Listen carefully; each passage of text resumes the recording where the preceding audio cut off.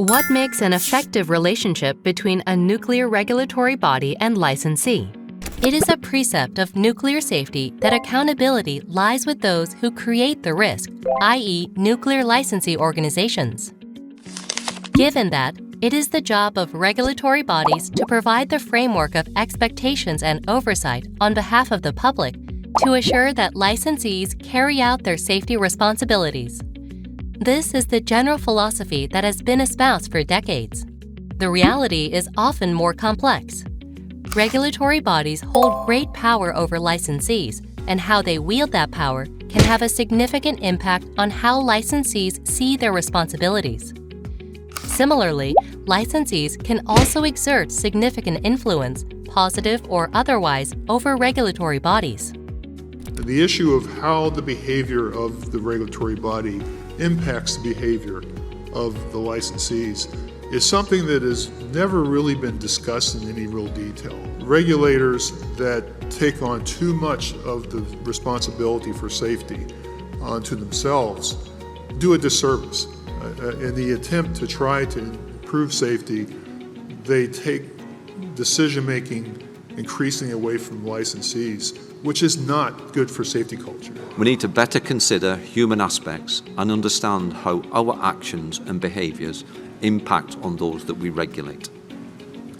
This is important as the majority of national nuclear regulators are now facing a dynamic nuclear landscape. The Fukushima Daiichi and Boeing 737 MAX accidents continue to emphasize the important role of the regulatory body in assuring safety. Comments from incident investigators after the accidents also cited the responsibility of regulatory body as well as license holder. We've seen how important an effective relationship between regulatory body and license holder is as part of the wider interconnected system of safety. In 2021, the Nuclear Energy Agency set out to understand what makes an effective interaction between a nuclear regulatory body and licensee. In other words, one that has a positive impact on the safety culture of each organization and ultimately a positive impact on safety. The Nuclear Energy Agency's Working Group on Leadership and Safety Culture followed a rigorous methodology in conducting the study. They carried out nearly 50 interviews with senior staff in regulatory bodies and licensees around the world. The clear picture emerging from the NEA study is that the interests of safety are best served through a reciprocal, cooperative style of interaction between regulatory bodies and licensees, characterized by respect, openness and trust, with a shared focus on safety and learning. In other words, what the NEA is describing is an adult-to-adult relationship in which there's respect for each other's roles and openness and honesty in communications, but always with the common goal of safety in mind.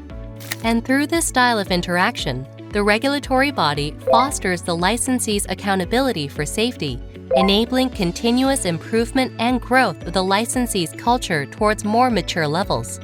The NEA has called this accountability-oriented enabling regulation.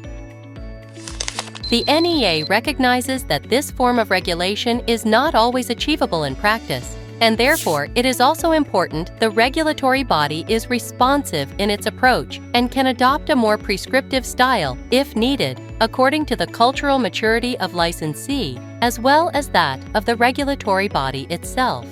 The NEA has summarized its work in a model of effective interactions between the regulatory body and licensee. This comprises two continuous improvement circles, mutually reinforcing the safety culture of each organization. At the heart of the model are the communications, relationships, and behaviors of staff at the interface between the two organizations: open, two-way, respectful, and trustworthy. The model identifies the factors which enable such an interaction. This includes, for example, on the regulatory side, a clear, predictable regulatory framework and objective, transparent decision-making. And on the licensee side, good structures and processes for interacting with the regulatory body and provision of timely, high-quality information. Finally, the model highlights the importance of each organization taking time to reflect and learn from their interactions, recognizing that they may not get everything right first time. The NEA encourages regulatory bodies and licensees to use the report to reflect on the health of their interactions and to identify areas for improvement and good practices to share. These reports were written by these task groups to be implementable, to be practical guides, to help regulatory organizations not just think about these issues, but take substantive action to improve their posture. This report is really good because it's for and by practitioners. It's practicable, it's usable, and it can guide us and regulators around the world. The NEA's work provides a path by which regulatory bodies can move from a prescriptive, compliance-based approach to safety to one based on dialogue and learning, which is in the ultimate public interest. We hope you utilize this report to build an effective relationship between a nuclear regulatory body and licensee. A full account of the NEA's work can be found in a free-to-download report available on the NEA's website. You can find more details in the NEA report.